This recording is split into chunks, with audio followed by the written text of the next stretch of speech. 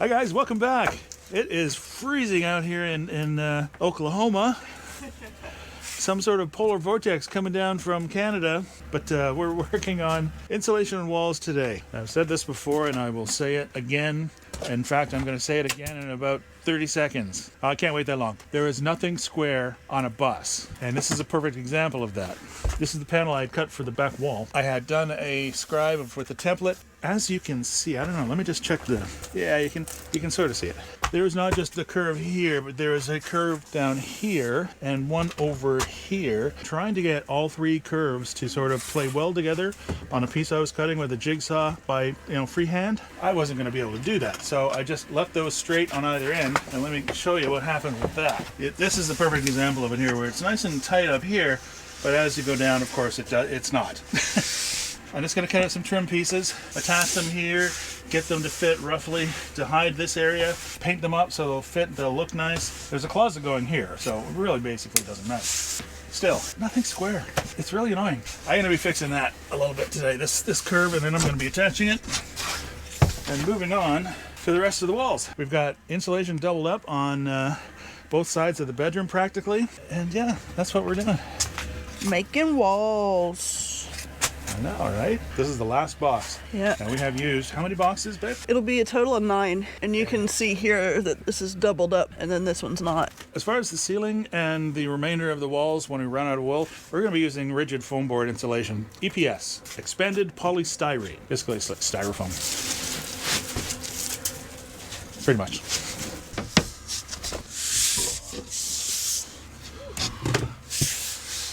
I might actually need your help in a second. Okay. Do you need my help now? Yeah. If you know, How many seconds is a second? Stand here and just kind of do that. Just twist them so it holds them up as high as it'll go. Okay.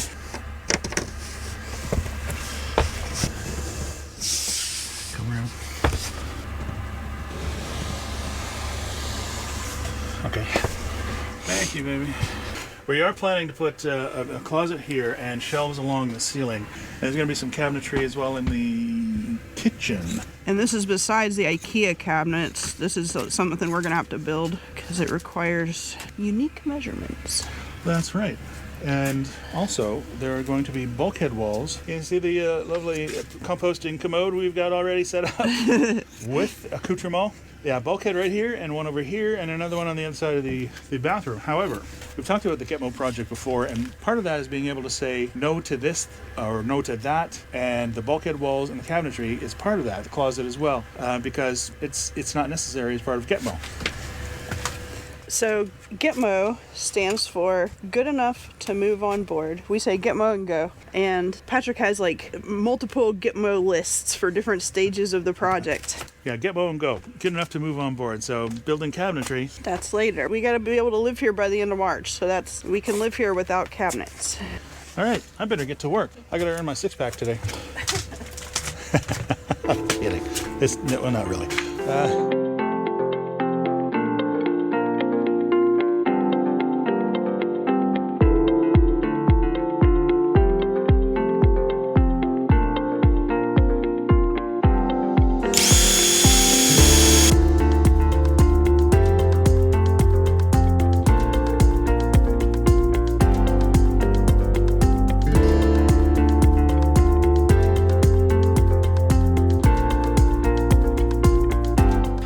Charging up. I'll just leave that there for now. In the meantime, we'll just use the corded one, which we can also just plug right into the wall now. I love that.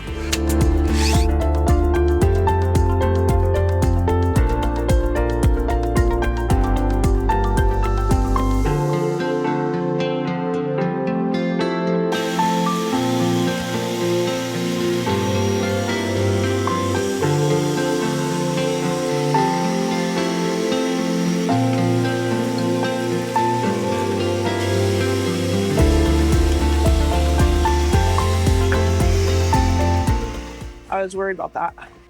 So I feel like there's like maybe 3 options. A, you do this, you cut it on an angle so these do this. B, you overlap it and you just leave it like that. Or C, you put it back where there's a thing and then we create a seam. We create a, what do we call it?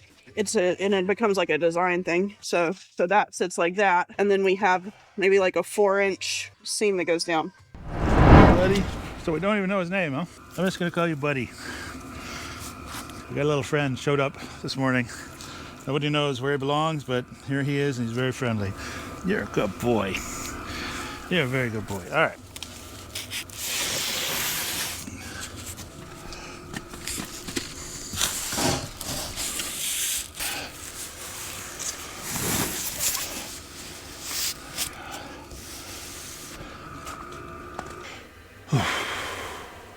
I know that yesterday I said something that I've said 100 times before, but I'm going to say it again, this time with a little bit of emphasis.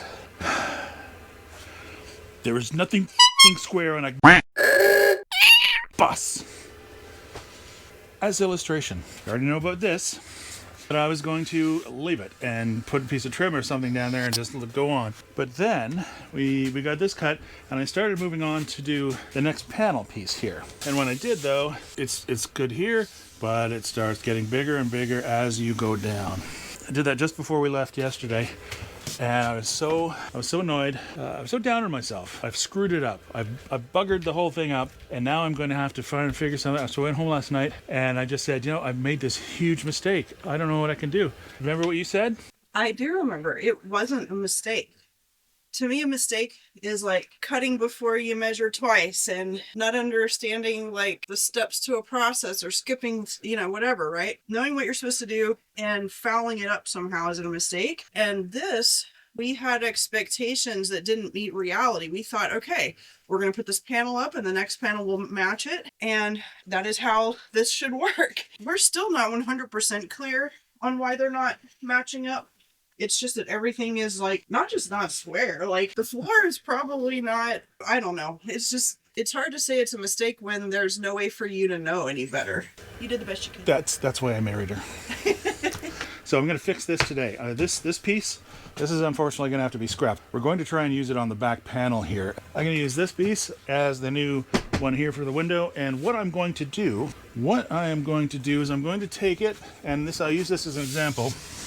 And I'm going to slide it over until whatever piece is the widest, in this case it's the bottom, I'm going to slide it over until it's lined up at its widest spot, draw a line down here, and that should show me where I need to cut the piece that's already up so that they both line up with each other perfectly, or so. That's what I'll do for this one when I bring it over here. And if I find I need to do it here with the other piece I'm going to bring in, then that's what I'll do. And if that continues on down the bus, which I don't really think it will, but if we do find it doesn't, then that's what we're going to do. There'll be no more gaps on my bus. Yeah, what he said. Get to work. I better get to work, I've been told.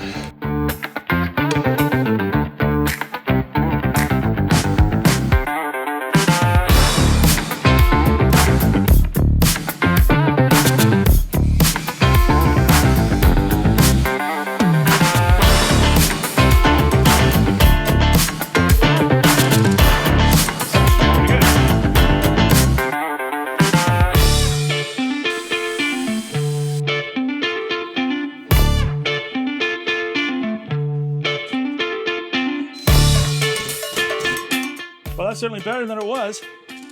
Once I get the rest of these screws in on this side, you'll just need the tiniest little gap. So we can fill this in with some Bondo. Well, yeah, Bondo plug, we got a lot of it. We'll do that. And then we can sand it down and paint it. What do you think? I think that sounds great. It looks a lot better than it did yesterday. Doesn't it though? Remember how those two panels were so far apart? That is much better.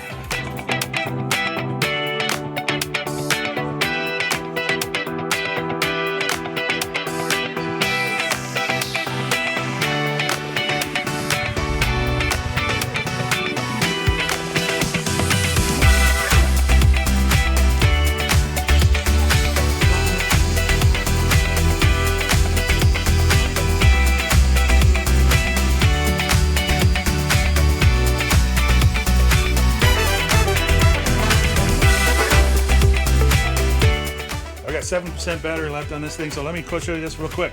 That was the one that we had yesterday and fixed, and this was one that we had some problems with before, and it works. And we have a window. we're looking pretty good. Practically the entire bedroom, at least on one side. Oh no, on this side too. Cool, huh? Very exciting. You can really see the bedroom starting to come together now. Sure can. I love you. I love you.